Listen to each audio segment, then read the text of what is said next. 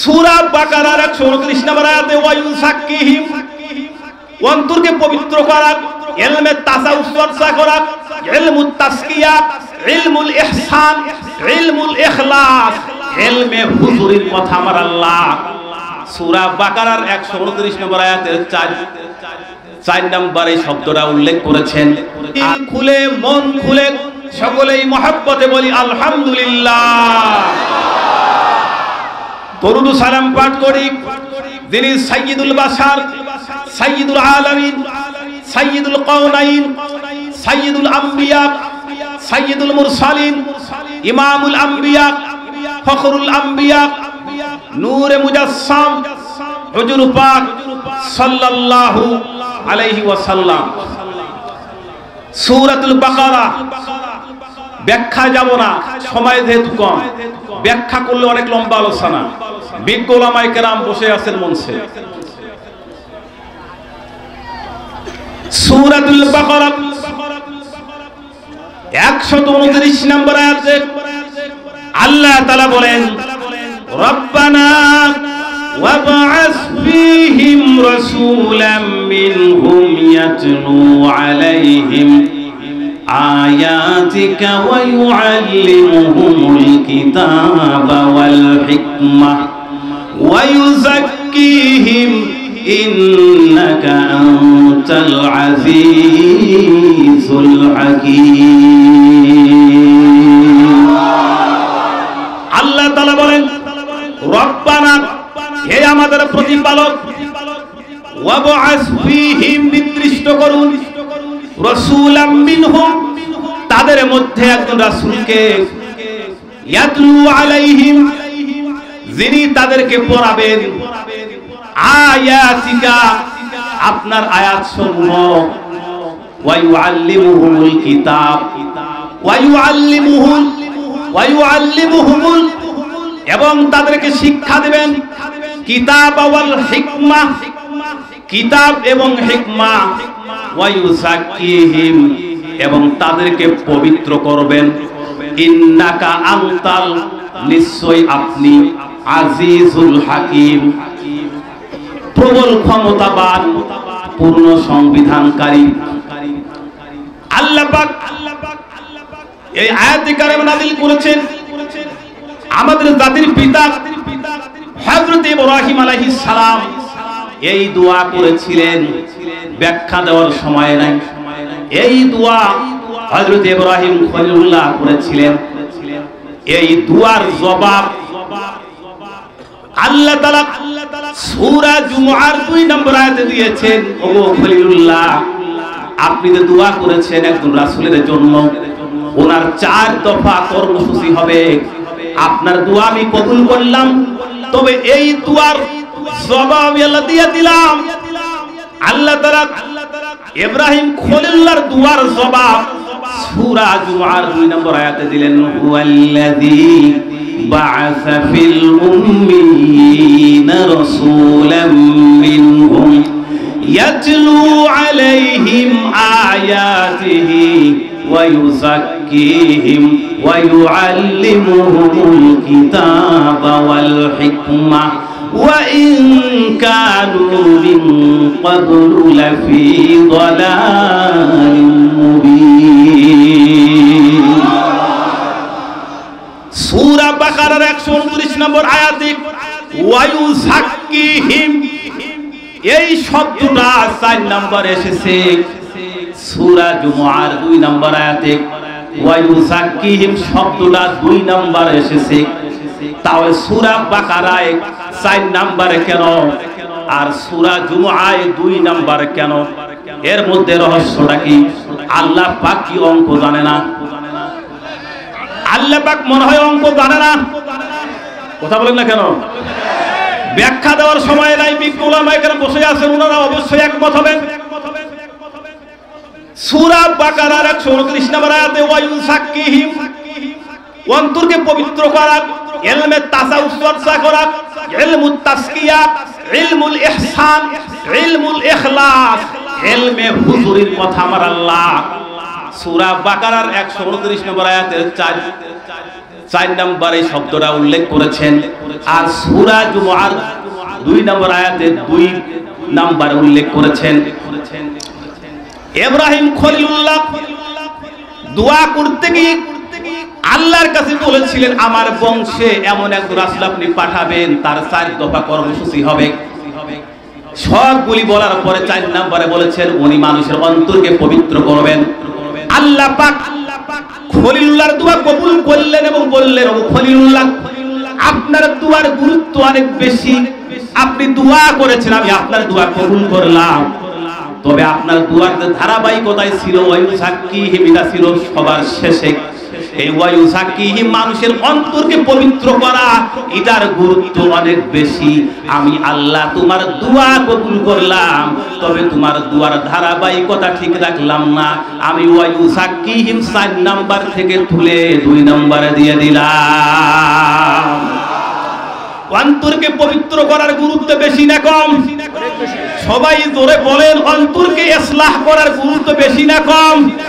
বিশ্ব জাকের মন্দিরে অন্তরে ইসলাহ করার গুরুত্ব আছে না নাই? আমার কেবলাদান কলবি জিকির শিক্ষা দিয়েছেন কি দেয় নাই? জলি জিকির শিক্ষা দিয়েছেন কি দেয় নাই? আমার অন্তর এতই গুরুত্বপূর্ণ। অন্তরকে ইসলাহ করা, অন্তরকে পরিশুদ্ধ করার গুরুত্ব এত বেশি। আমার আল্লাহ তাআলা সূরা শুআরা 89 নম্বর আয়াতে আল্লাহ তাআলা বলেন, ইয়াউমা লা ইয়ানফাউ মালুন ওয়ালা বানুনা ইল্লা মান আতাল্লাহা বিকলবিন সালিম। ইয়াউমা, যেদিন লা ইয়ানফাউ, কোনো কাজে আসবে না, মালু, ধন সম্পদ, ওয়ালা বানুন, এবং সন্তান সন্ততি, ইল্লা মান আতাল্লাহ, তবে হ্যাঁ, যে ব্যক্তি আল্লাহর সামনে উপস্থিত হবে বিকলবিন সালিম, পবিত্র আত্মা নিয়ে, সুস্থ অন্তর নিয়ে। কি ঠিক না? সুস্থ অন্তর নিয়ে যারা আল্লাহর সামনে উপস্থিত হতে পারবে, শুধু তারাই সফলগামী হবে। মুসলমান ভাইয়েরা আমার, এই যে রব্বানা ওয়াস ফীহিম, সূরা বাকারা 129 নম্বর আয়াত,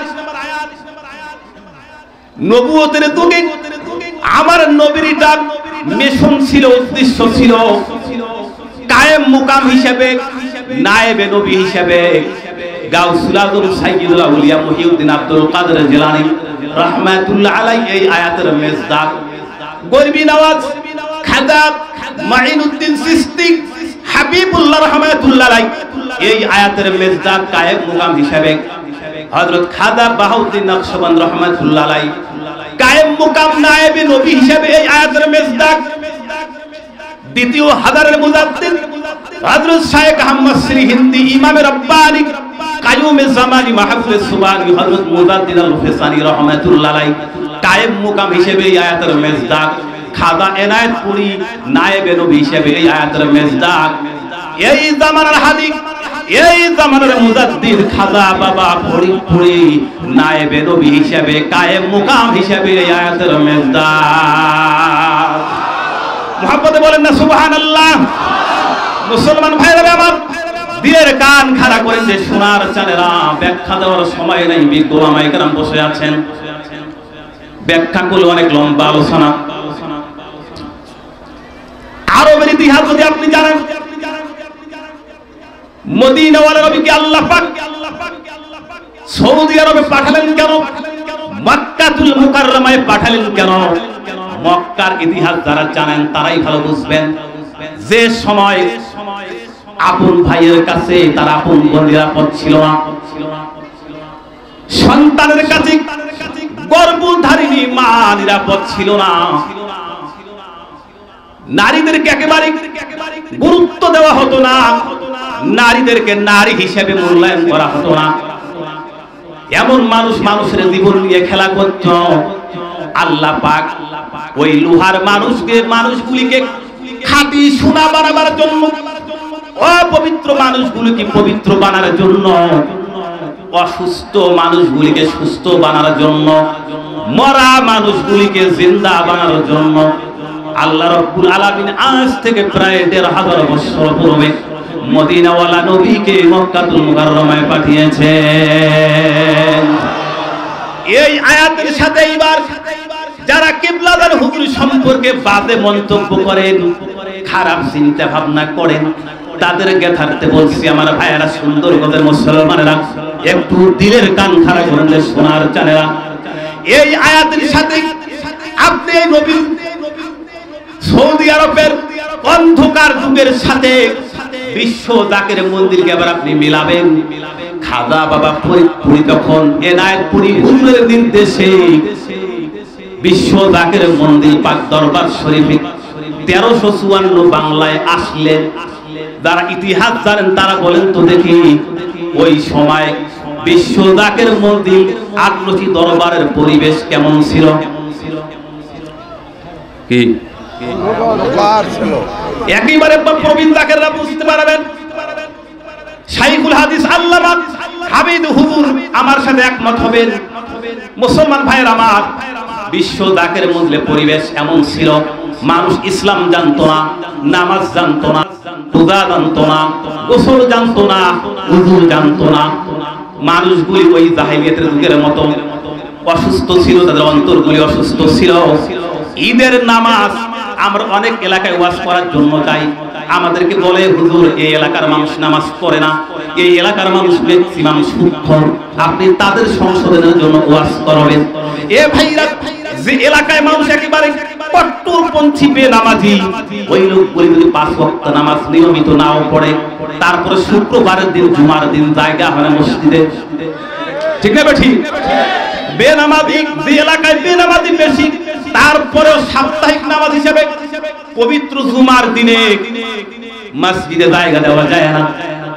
বাৎসরিক দুইটা ঈদ, ঈদুল ফিতর, ঈদুল আযহা, এই দুই ঈদে মাঠে মুসল্লিদের জায়গা দেওয়া যায় না। কিন্তু আটরশি দরবারের পরিবেশ এমন ছিল, ঈদের নামাজ পড়েছিল খাজা বাবার সাথে মাত্র 3 জন। কয়জন? যে জায়গায় ঈদের নামাজ পড়ে 3 জন, সেই এলাকাটি কত বড় অন্ধকারে ঢাকা ছিল। ওই এলাকায় নায়েবে নবী খাজা বাবা ফরিদপুরি আসলেন, দয়াল নবীর মহব্বতের বাঁশি বাজাইলেন। এমন বাঁশি বাজাইলেন যেই দিন, ঈদের দিনে 3 জন ঈদের নামাজ পড়েছিল।